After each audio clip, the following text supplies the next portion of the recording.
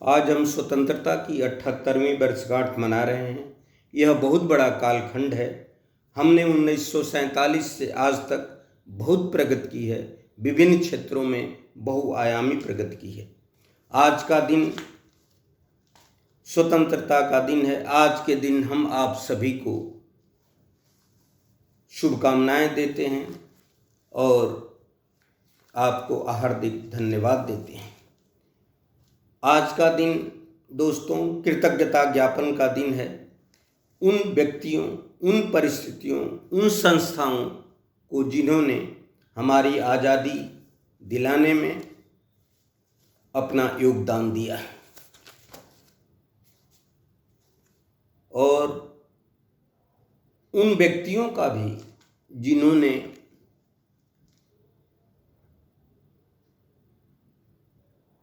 भारत के बाहर रह करके संस्थाएं बना करके पत्रिका निकाल के हमारे देश में और बाहर भी भारतीय दास्ता के प्रति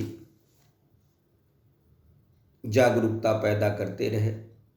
इन संस्थाओं में हम सबसे पहले देखते हैं तो क्रांतिकारियों का योगदान रहा।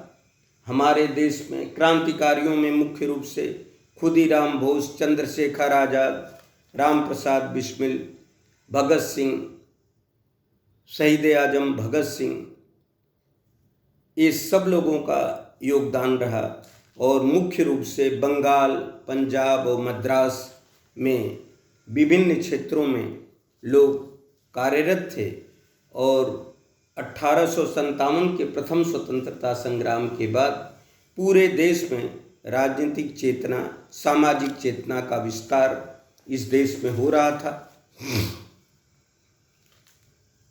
और बहुत विस्तार में न जा करके हम सीधे संक्षेप में हम कांग्रेस की स्थापना को लेते हैं।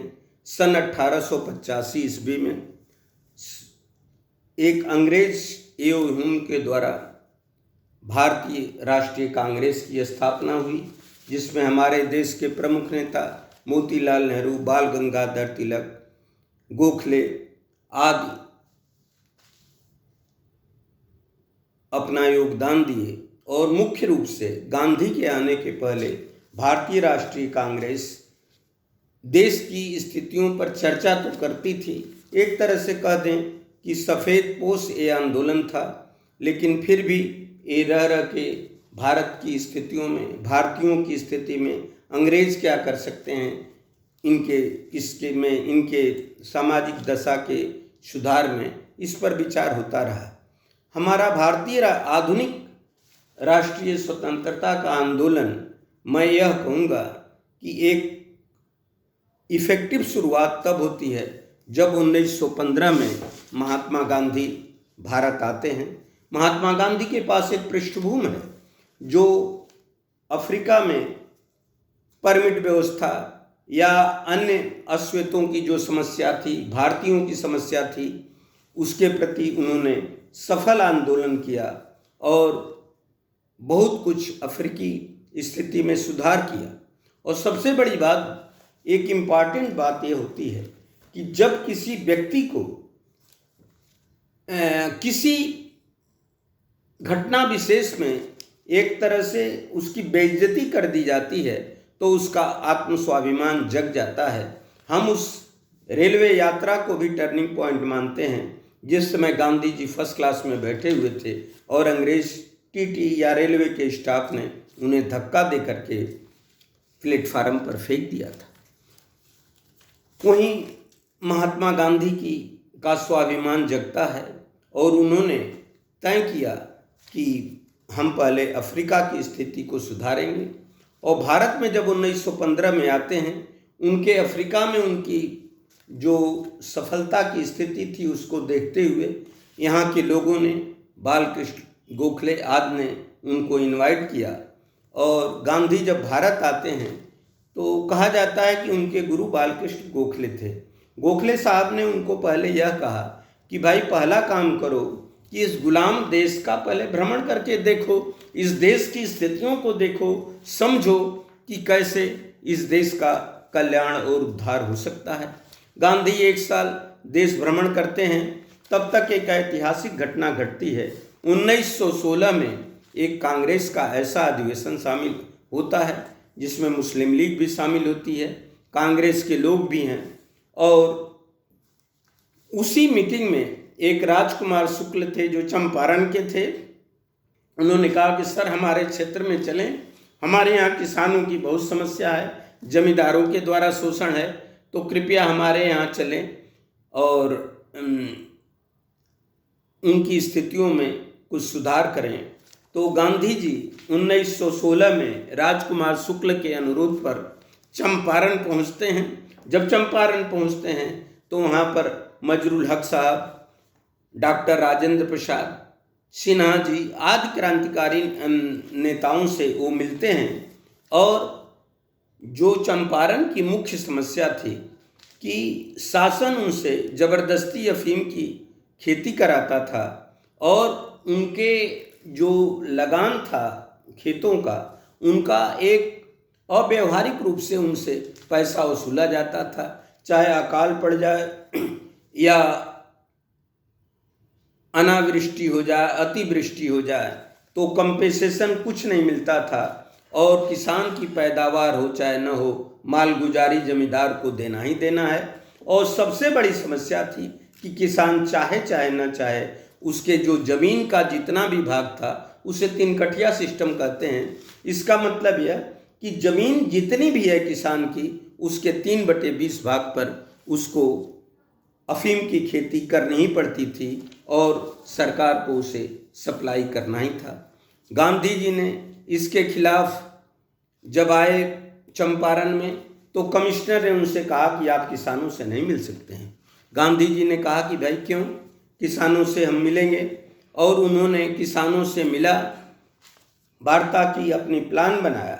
और शाम को उनका साहस देखिए कि जिस समय एक पुलिस को हम उसकी अवहेलना करने की स्थिति में भारतीय समाज का कोई नागरिक नहीं था, गांधी जी ने कमिश्नर के आदेश की अवहेलना की और शाम को साहस के साथ उसके घर जाके बैठते हैं और उन्होंने कहा कि भाई ठीक है, हमने आपके आदेशों की अवहेलना की है, हम अपने कार्य की शुरुआत कर रहे हैं और आप चाहें तो हमें जिस तरह का चाहें उस तरह का दंड दे सकते हैं। तो यह गांधी जी का साहस था। गांधी जी अपना आंदोलन रुके नहीं और करीब करीब, जैसा कि मैंने बताया, मजरुल हक साहब, डॉक्टर राजेंद्र प्रसाद और अन्य कांग्रेस के नेताओं और सामाजिक कार्यकर्ताओं को लेके उन्होंने किसानों की 800 फाइलें बनाई। 800 फाइलों में उन्होंने देखा कि कितनी खेती है एक किसान की, कितना वो मालगुजारी देता है, कितने पर अफीम की खेती करता है और उसको कब कब सरकार क्या कभी कोई राहत दी है।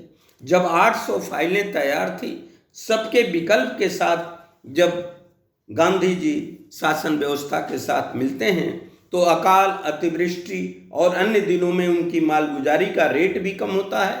और जो मजबूरी थी कि हम 3/20 भाग पर अफीम उगाएंगे ही, इससे भी किसानों को मुक्ति मिलेगी।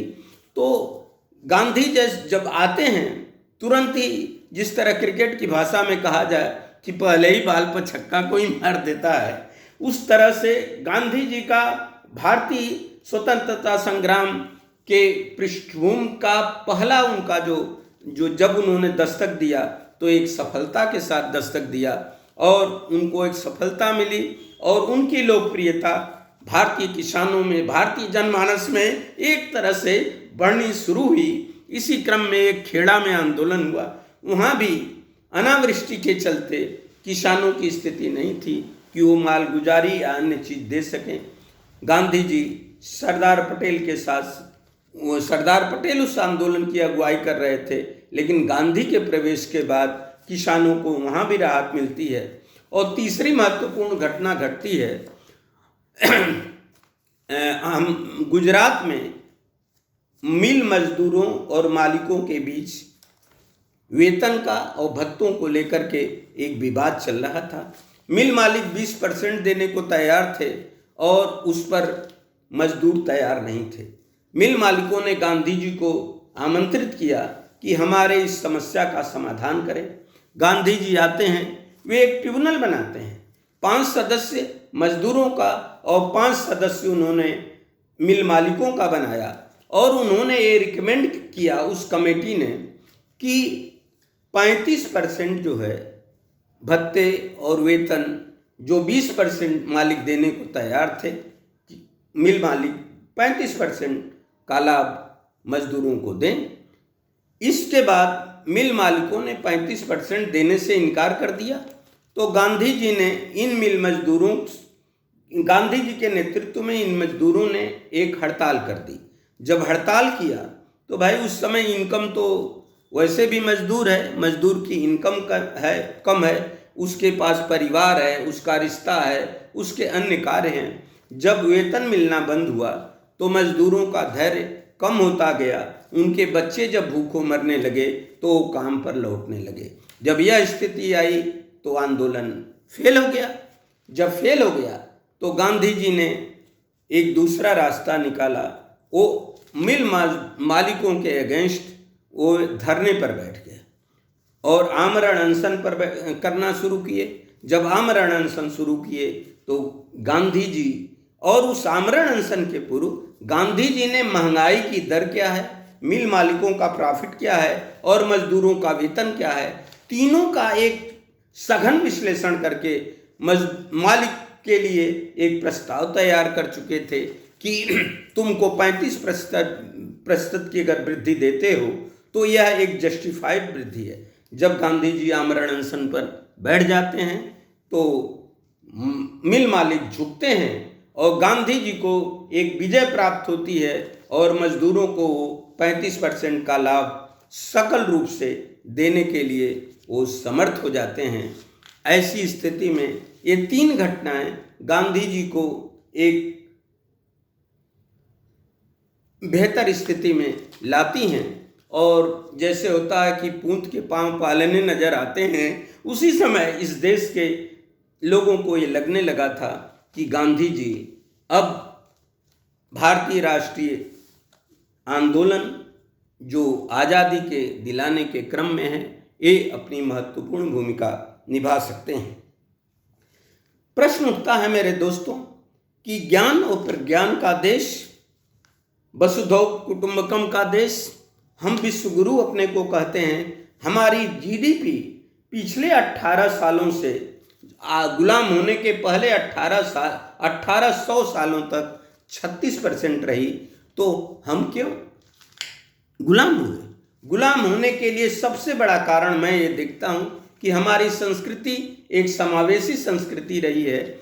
हमें उदारता हमने बहुत व्यक्त किया, और इसी उदारता का परिणाम था कि 16 बार मोहम्मद गोरी जब इनसे पराजित होता है पृथ्वीराज चौहान से, तो पृथ्वीराज चौहान अपनी उदारता देखते हुए 16 बार माफ़ करते हैं। उनकी उदारता भी कह सकते हैं, और उनका एक कॉन्फिडेंस भी था कि उनके पास सैन्य बल और भारतीय सैनिकों की बहादुरी, इस देश के जनमानस पर उनको भरोसा था, और वो गोरी को माफ़ करते गए। 17वीं बार जब गोरी ने आक्रमण करके उन्हें हराया तो उनको बंदी बनाया। क्या क्या हुआ? और एक सैद्धांतिक बात यह है कि उदारता का मतलब हमारी संस्कृति में उदारता हो सकती है, हम समाज में उदारता कर सकते हैं, हम अपने देश में अगर राजा हैं तो हम अपनी प्रजा के साथ उदारता कर सकते हैं। लेकिन जब सवाल आता है कि विदेशियों के साथ हमको व्यवहार करना हो, हमें विदेश नीति के संबंधों में बात करना हो, विदेश से युद्ध का सवाल खड़ा होता हो, चाहे वो शासक हो चाहे देश हो, ऐसी स्थिति में कोई भी उदारता बरती नहीं जानी चाहिए, तभी आदमी को सफलता मिलती है। हमने उदारता बरती और उल्टे हमारे साथ अन्याय हुआ, और हम इस देश को, हमने मुगलों ने 800 साल शासन किया, करीब करीब 190 साल अंग्रेजों ने शासन किया, और इसके अन्य भी कारण है। लेकिन मैं उदारता वाला प्रश्न पर मैं ज़्यादा सहमत हूँ कि हम समावेशी थे, हमने सबको अपनाया, शक, हूण, आर्य, मुगल जो भी आए हो हमारे होके रहे, हमने कुछ उनसे सीखा, कुछ उन्होंने हमसे सीखा, और हमने एक नया सामाजिक रचना का दर्शन दिया जिसमें विरोधी भी होगा तो उससे हम सामंजस्य अपना करके एक नए सामाजिक दर्शन का हम उद्घोष कर सकते हैं, और वैसा हम करते रहे।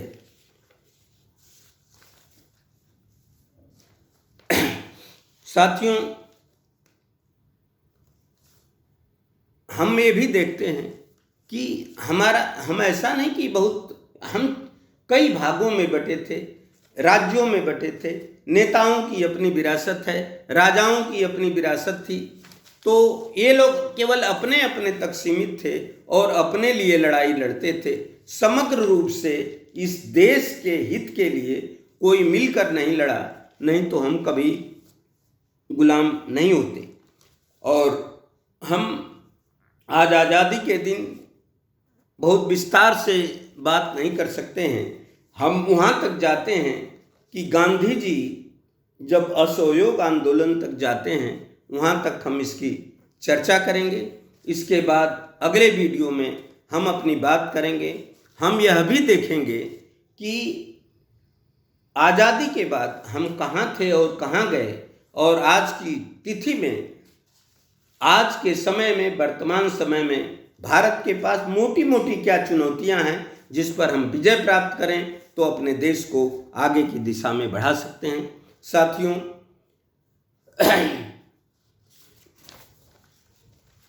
मैं जब गांधी जी ये 3 आंदोलनों से वो